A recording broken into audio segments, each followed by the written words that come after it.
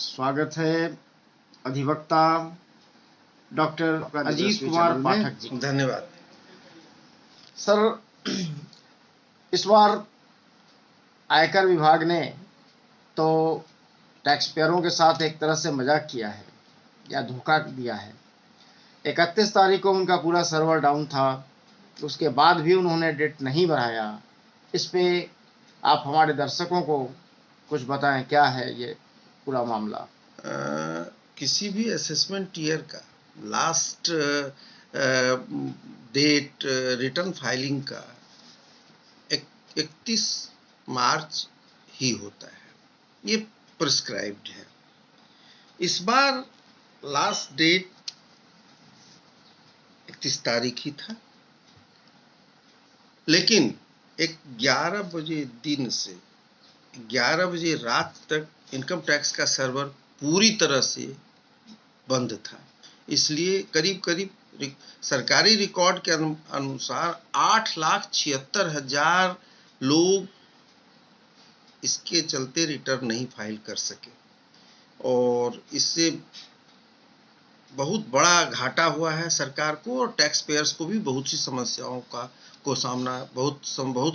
का सामना उनको करना पड़ेगा। हम लोगों ने अपने टैक्स पेयर्स फोरम के माध्यम से माननीय वित्त मंत्री को, प्रधानमंत्री को और सीबीडीटी के चेयरमैन को इस संबंध में हम लोगों ने सारी समस्याओं को लिखते हुए एक पत्र लिखा है। वैसे 8 मार्च को एक 3 बेंच कमेटी का एक जजमेंट भी आया है कि जिसमें बोबडे साहब हैं और 2 माननीय न्यायाधीश हैं। उन लोगों ने अपने ऑर्डर में लिखा है कि 15 मार्च के बाद जो भी कोई लिमिटेशन में है, एनी लॉ, कोई भी एक्ट के आधार पर, तो उसको 3 महीने का अतिरिक्त समय दिया जाएगा उसके लिमिटेशन को कंडोन करते हुए।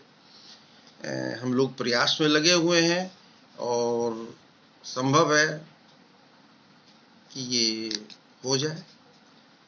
जजमेंट तो 15 मार्च को आया, तो क्या 15 मार्च से लेकर 31 मार्च तक इन लोगों को 90 दिन का समय बढ़ाने का समय नहीं था इनकम टैक्स वालों को?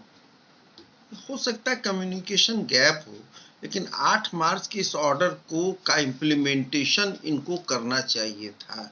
लेकिन वैसे हम लोगों ने उन्हें कॉपी भेजी है, हम लोगों ने कोशिश किया है, बताया है कि भाई आप लोगों को करदाता के हित के लिए 3 महीने का डेट यानी 30 जून तक बढ़ाना इनके लिए वाजिब है। अभी 2016 से देखने को मिल रहा है इनकम टैक्स डिपार्टमेंट खासकर ट्रस्ट एनजीओ के पीछे हाथ धोकर पड़ गया है। क्या रीजन है ये? रीजन तो नहीं हमारी समझ में आता है, लेकिन जो इनके ऑर्डर आ रहे हैं वो बहुत जुडिशियली बहुत साउंड नहीं हो रहे हैं। इनके ऑर्डर अच्छे नहीं ऑर्डर आ रहे हैं और कुछ तो कमियां हैं ऑर्डर में, और हम लोग उसमें अपील में हम लोग उस ऑर्डर को हम लोग अपील में जीत जा रहे हैं। आश्चर्य होता है सर, कोई केसेस मेरे सामने आए हैं, देखने को मिलता है एनजीओ वाले को विदेशों से पैसे नहीं मिलते हैं, लेकिन इनकम टैक्स जबरदस्ती कहता है कि नहीं आपको विदेश से पैसे मिले हैं। तो क्या ये लोग आंख बंद कर देखते हैं?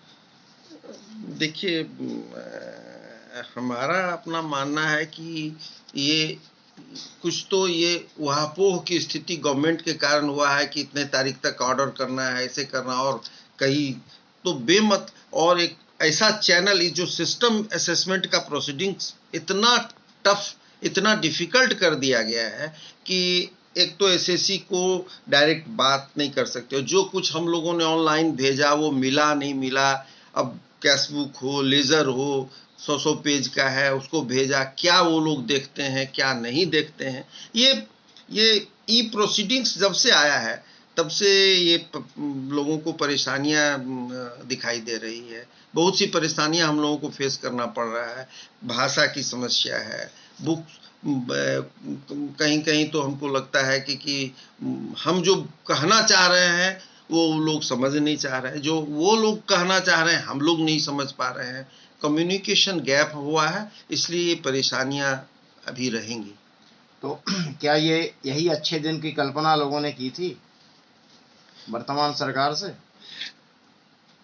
सरकार क्यों इस तरह का फैसला लेती है हम लोगों की समझ में नहीं आता है, लेकिन अभी ये तत्काल जो इन्होंने किया, इसको स्टेप वाइज करना चाहिए था। एक बार अगर आप कर लेते, एक ही बार आप कोई भी चीज को आप ले आइएगा तो उसमें बहुत परेशानियां लोगों को, और एसएससी के हित के लिए ये काफी, एसएससी के हित की बात नहीं कर रहे हैं ये।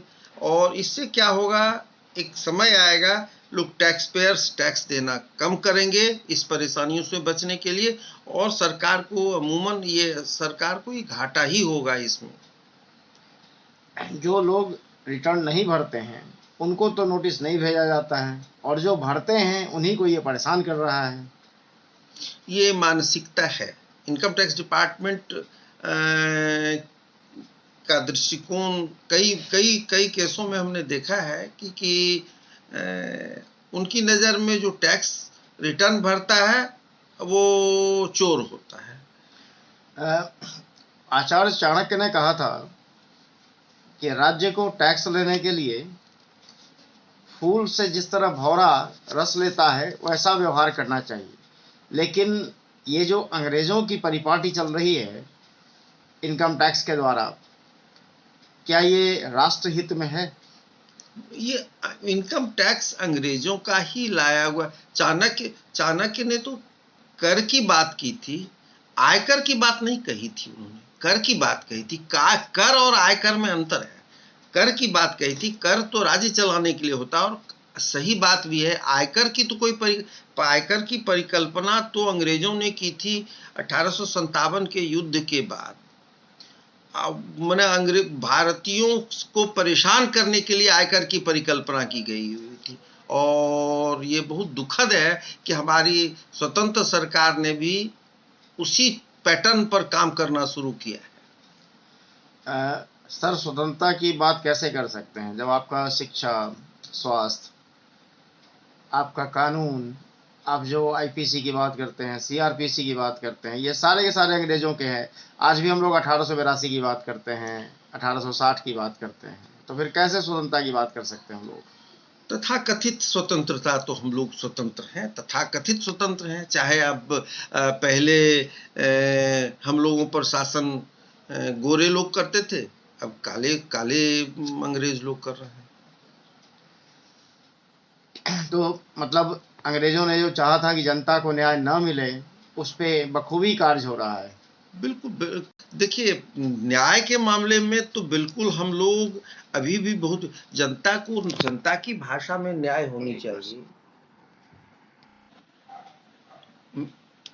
संविधान में भी कई धाराएं हैं जिसमें अंग्रेजी में न्याय देने की 10 साल की व्यवस्था की गई थी, लेकिन उन काले अंग्रेजों ने उस व्यवस्था को 10 साल के से अभी तक चलाए रखा है, जिससे सही मायने में न्याय नहीं मिलती है लोगों को। भाषा में जो मिलनी चाहिए, जो मना हम लोगों के पास न्याय की परिभाषा है कि जो उसको समझना चाहिए कि आखिर उसने क्या अपराध किया है, क्या सजा मिली उसको, क्या सजा उसको मुकर्रर की गई है, ये सारी बातें उनकी भाषा में मिलती तो न्याय को सही ढंग से दिशा एक मिलती इस देश में।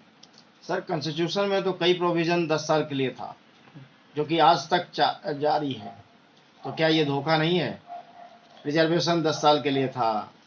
इवन आपका जो आर्टिकल 370 पे ये लोग इतना कह रहे हैं, उसमें भी लिखा हुआ था इट्स एन टेम्पोररी अरेंजमेंट। तो कई चीज़ें टेम्पोररी थी जो कि लगातार लोग 70 सालों से देख रहे हैं, झेल रहे हैं। इसमें क्या हम मतदाता दोषी नहीं है क्या?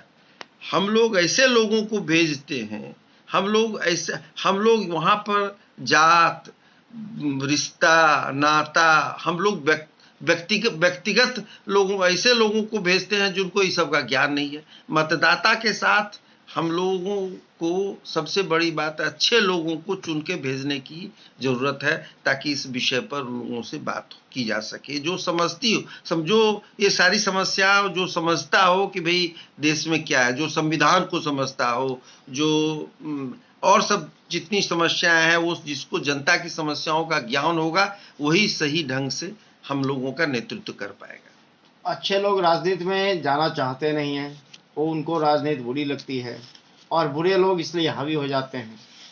खाली जगह तो कोई भरेगा ना। ये तो बड़ी बात है। ये तो हम माने ये तो बड़े बहुत विचारणीय बात है कि अच्छे लोग राजनीति में आएंगे नहीं तो राजनीति कैसे शुद्ध होगी। राजनीति एक्चुअली इतना कीचड़ और मवाद हो गया है राजनीतिक पार्टियों में, इतना मवाद है कि इस पूरे व्यवस्था परिवर्तन की बात की जा सकती है, तभी ये सब कीचड़ खत्म होगा। इसीलिए तो कमल खिलता है। मेरा मतलब कमल से नहीं है, हमारा मतलब ये है कि कीचड़ को खत्म करने के बाद ही व्यवस्था परिवर्तन हो जाएगा, तो फिर इस देश में थोड़ा मिट्टी की सौंधी गंध आएगी। जी बहुत बहुत धन्यवाद आपका, आपने कीमती समय दिया, हमारे दर्शकों को काफ़ी अच्छी जानकारियाँ दी। इसके लिए डॉक्टर अजीत कुमार पाठक जी को दिव्य रश्मि चैनल की तरफ से बहुत बहुत धन्यवाद। धन्यवाद।